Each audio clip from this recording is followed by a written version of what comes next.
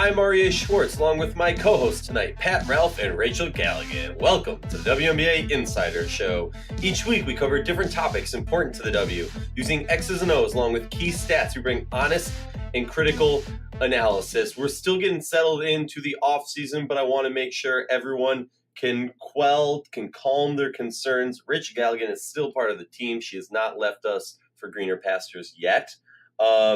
She is the Hoff, so we do pay our respects to her. We're going to have a fun one, but first I'll let Pat and Rachel say hi to the team, or hi to the crew. That's typically when one of you talks and says hey.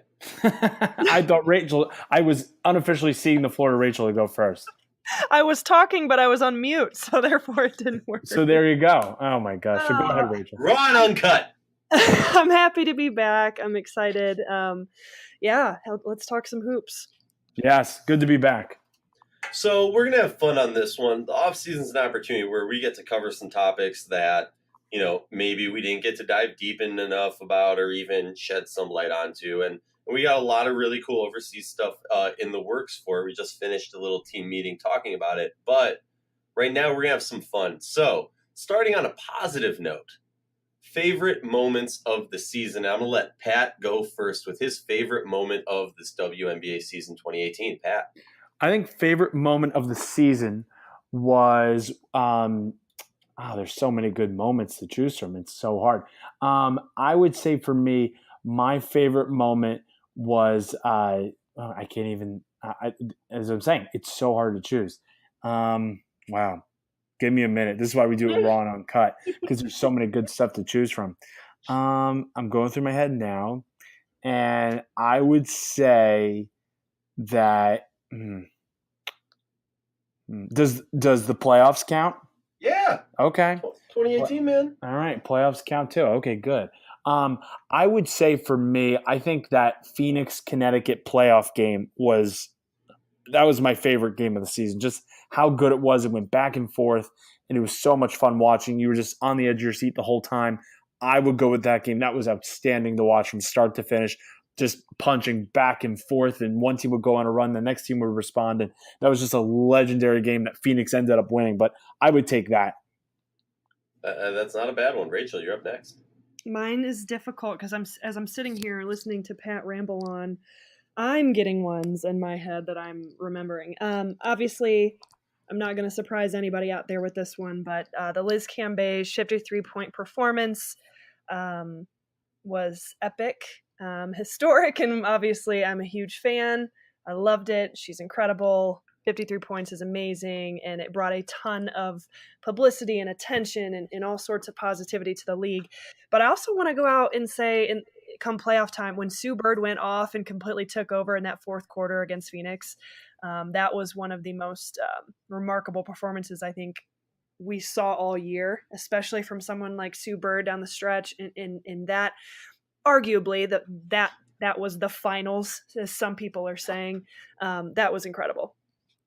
Yeah, no, I agree with you. I was going to give that an honorable mention because for me, I focused in on this one and shut down everything else. Like, I didn't even think about anything. I didn't want to get caught up in it like you guys did. Mine has got to be the Tiffany Hayes steal and half-court shot, or loose ball recovery, whatever you'd call it, and half-court shot to win the game against Connecticut. That was, I was speechless for so long. That was just an absurdly amazing play. Moving on to something we might get a little flack for. Most unpopular take of the season. And I'll go first on it because I know mine's going to get the most flack. So, hey, I'll go first. A'ja Wilson's rookie season, overrated. And now, before you start sending asbestos to my house in the mail, let's talk. Let me explain where I'm coming from. A'ja Wilson had an amazing season, all right? I'm not taking away from that. But because of the fandom of South Carolina fans and a lot of people supporting her, she's great and she should get it. And Don Staley and all that. I get the storylines. But did she score the most points as a rookie in WNBA history? No, that's Simone Augustus. Did she win or get close to winning MVP of the WNBA? No, because there's only one rookie who's ever done that, and that's Candace Parker. So yes, A'ja Wilson had an amazing season. But to all those people who made me feel like they were trying to say she had the greatest rookie season of all time, I say nay. Rachel, you're up next. You're so ridiculous. You know that, right? Yeah. Okay. My most unpopular take. This is a really random one, and I don't even know that it's necessarily unpopular, but I'm gonna go, and this is one of the teams that I covered at depth this year, and that was the Indiana Fever. When the Fever decided to sign Cappie Pondexter, and then he, in turn, shortly thereafter, was inserted into the lineup instead of Kelsey Mitchell, there was some back and forth there as to, oh my gosh, why would they do that? Why are you taking minutes from a rookie who, there's a lot of different ways in which you could look at that. And I was a big fan of it. I thought it was a great move by Pokey Chapman and the organization from a lot of different fronts. But I think the majority, with my pulse on the issue, the majority was kind of against that and wondering why was Kelsey Mitchell, a lot of her minutes were taken away from that move. So my unpopular take is that I was actually in support of it. I thought it helped them tremendously, and I think it ultimately helped Kelsey Mitchell's growth down the road. Hot take. Pat, you're up. All right. My unpopular opinion is one that is going to be unpopular with fans, but probably not unpopular with people around the league. My unpopular opinion is I don't think Katie Smith should be fired. I think she should be given another chance. I think that there's a lot of people who want her fired. There's a lot of people who question her coaching, her ability to coach, and question her if she's the right person for the job. And I get those concerns, and I get that the fact that the biggest change between last year and this year with the Liberty was the coach, and that the roster was pretty much the same. But I don't think that's fair to her. I think she deserves another chance. I think it would be the wrong move to let her go. I think at this point, they're not going to let her go. I think she's definitely safe for another season at this point. If they weren't going to keep her, they would have let her go by now. But I think that I would say that is my unpopular opinion among fans. I think would find that I know a lot of them want to cast her off immediately and fire her. I would say slow down, give her another chance. Let's see what she can do next year with maybe a revamped roster that might fit better with her style of play and coaching style. All right, let's talk about this, though. Let's get into the deep. The most disappointing team of 2018 in the WNBA. I'm going first again because I want to take this one before anybody else can. The New York Liberty. And the reason I say that, I called it from the beginning. Shout out to myself. I called it from the beginning that this team was going to have a drop-off. Not because they weren't as skilled as they were the year before. Obviously, they were. It's the same roster. But because you have a new coach who's trying to implement new things, it's not going to run so perfectly smooth. And every other team in this league, in my opinion, got better this past offseason. And Liberty, due to many things that are outside of her control, did not. And that is why I expected them to not make the playoffs. Did I expect them to end the season on a 13-game losing streak and just be abysmal throughout from day 1 to day 34? No. Rachel, what you got? All right, so this one hurts my heart to say because, I have a ton of respect and a ton of, I'm a huge fan and I have friends there, but my most disappointing team was the Los Angeles Sparks. And here's why. I think probably a lot of people would agree with me. I mean, I think there was a lot going into this season to be excited about. With them recently winning a championship and the lineup that they had. And I felt like, this could be a year where they could go grab another one or at least be up there in the finals. And it was a year that was just bizarre. And you had a lot of injuries. You had a lot of changes in terms of just the lineup with Beard out and Ogumuke out. And so that definitely played a large role into it. It just felt like they could never get consistency going. I think Chelsea Gray, in the grand scheme of it, had a disappointing season. So you could kind of go across the board with the Sparks. I felt like they're better than finishing 6th in the league. They should be in the top 2. And I felt like they would. Pat? Well, you said it, the New York Liberty, and I'm going to have to agree with you. You said it well. You said it best. I think there were a lot of people like you who thought they'd take a step back. I don't think anyone saw them taking the step back that they did. And they took a huge step back, falling, to 7-27, only finishing one game better than the league worst Indiana Fever. It was a bad year. It was, as I said, whether you want to criticize coaching, whether you want to criticize the roster construction that didn't fit the style of play, the ownership situation, the location, that the gym they played in. There's a lot of fingers to point at.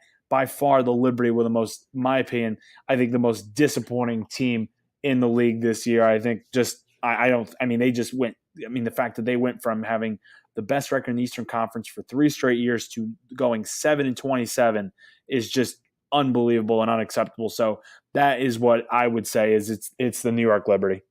Shocking that Pat brings up the Liberty. But I'm blown away. Right. I do want to give an honorable mention because we've talked about this before, and Rachel, feel free to rebuttal, but I got to give an honorable mention to Dallas.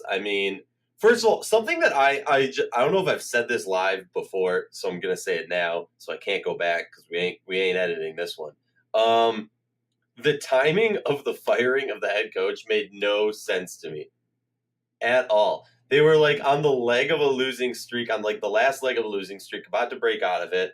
They obviously were in a tailspin, but it almost seemed like so much had already gone through that season that you should have done that so much earlier, that you just waited way too long. And at that point, you probably should have just said Fred, all right, you got us this far. Let's see where this ends up going.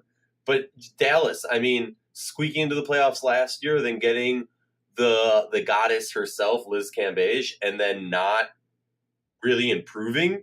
And getting Stevens, yeah. Anything to add? I'm not surprised about Dallas. I'm really not. This is about. I think we talked about it in one of the very first episodes we ever talked. We ever had, and whether it's coaching, whether it's just team chemistry, whether it's locker room issues, you just got the sense that Dallas was kind of all over the place, and it felt like that kind of early in the season, and it kind of remained like that. There's no doubt there's talent, but there's also no doubt there's missing pieces, and in terms of just being on the same page and showing consistency and that locker room culture that I think they lack there at times, that was still going to be an issue, and that was still evident. So I'm not as surprised. I didn't have a ton of faith in Dallas, and I know that's kind of goes against everything I'm saying. Obviously, with Liz Cambage, I'm a huge fan. I want them to be one of the top teams. I think they have all the tools, especially if Liz comes back, to be a top team. It's just, I was not surprised given their circumstances. That's fair. That's very fair. Pat, you want to go first on our next topic? Most overachieving team of the 2018 WNBA season. Well, I think it's the champs, the Seattle Storm. This was a playoff. Whoa! Rewind. Give it to me one more time. That is correct. The Seattle Storm. You heard that correctly. But they overachieved. Yes. Okay. No. Hey. Ooh, yes. I like it. Yes. Talk to me. This was a team coming into the year. This was a fringe playoff team. I don't think many people expected big things from Dan Hughes when they hired him. I certainly didn't, and I'm on the record saying that, and I have to defend that. So I think this is a team we knew they had the talent. But, when you look at the season, no one was picking them to – was anyone picking them to win the title? No. Was anyone picking them to finish with the best record in the league? No. They were a fringe playoff team. Some people were even thinking they wouldn't even make the playoffs. Some people were saying, they might miss out, be one of the bottom 4 teams. And then look at this. They overachieved. I think they did better than anyone expected. They ran away with the 1 seed. That was done and over with by immediately after the All-Star break. They came out of the All-Star break and just went and hid with the 1 seed. And they were just completely outside of that Phoenix series where they had some trouble. They were unstoppable in the finals against Washington, and just they were the most consistent team in the league this whole year. They had the best player in the league with Breanna Stewart. They had arguably the best point guard in the league in Sue Bird. They have Jewel Lloyd, who's one of the best scoring guards in the league. You had Natasha Howard step up as a great, jack of all trades, all-around player. Dan Hughes ended up being, a sensational hire by the front office in Seattle. That is my selection. The WNBA champs are the team that overachieved this year. Ooh, Rachel, who you got? I just want to bring this up real fast. How did no one bring up the Minnesota Lynx for underachieving? That's fair. That's very fair. Okay, wait. Let me explain why. And I feel like I am the most vocal Lynx. I'm going at you with this. That is what this is. I am one of the most critical people when it comes to the Lynx, and I understand why people might be sitting here and saying, "Oh, he's being biased. He's from Minnesota." The reason for me is, and a reason why I completely agree with Rachel's take on LA, and obviously my own take on Liberty. But for Minnesota, during the offseason, I was very vocal and upfront about this. I felt like they made some questionable calls, and there was a lot of question marks that if they weren't going to be answered and answered very well, this team was just going to falter. LA, on the other hand, and I apologize for constantly comparing the two, because at some point we're going to have to think of other teams to compare them to, right?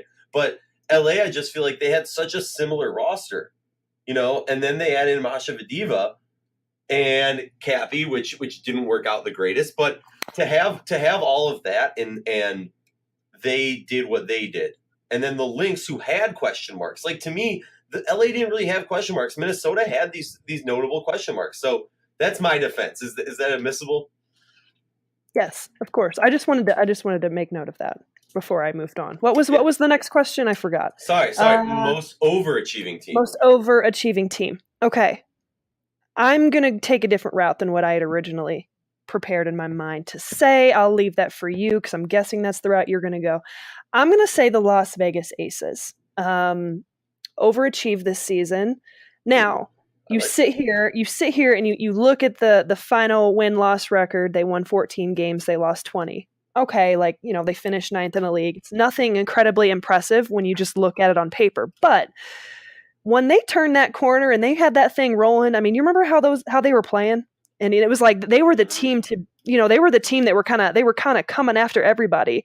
And you saw a young franchise in a new location with a new coach when everyone was kind of put together and they were figuring it out. They started clicking fairly quickly. I mean, I might add. I mean, it's not like it was a complete build-up year. I mean, they started clicking at the right time. They were kind of rolling through people, and heck, they even had a chance to get into the playoffs had they not forfeited a game. So honestly, I think Las Vegas is a team to keep your eyes on. They're going to have 107 first-round picks, so obviously they're going to have some talent that continues to come in the future. And so I don't know. I think they overachieved this year. There wasn't a ton, that. I don't think anyone was expecting a ton of greatness from them, but I think for me that's I think they overachieved. Yeah, you know what? That's a good take. Honestly, looking at it, I think Pat and I were both. I'm floored by that. That's a good take. I think I'm gonna. Yeah, boom. I'm gonna go with what I thought you were gonna go with. So I was preparing not to say much about this, but Atlanta. And not a knock to Atlanta. I think we've all talked about how talented this roster is, how great they are. And in hindsight, I really like the move of getting Bentley to the team. But you have a new coach. You have a relatively really young roster with only like one or, a couple real vets on this team. And they just... that the way that they committed, I guess it's less more that they overachieved, more so how quickly they bought into it. Because I think, and I want your take on this, Pat, when I finally shut myself up, but I think I believe that they had the ability to be good. So I wouldn't say they were overachieving in that sense, but I think they overachieved in the sense of I expected them to believe in the process a lot later in the season, really buy into Nikki later on, and that it would just take longer. Well, I think you're right. I mean, Atlanta, I think, was, that was a team I think that overachieved. I would say number 2 on my list. But I think, just to be clear, the number 1 and number 2 teams going into the playoffs, according to Pat.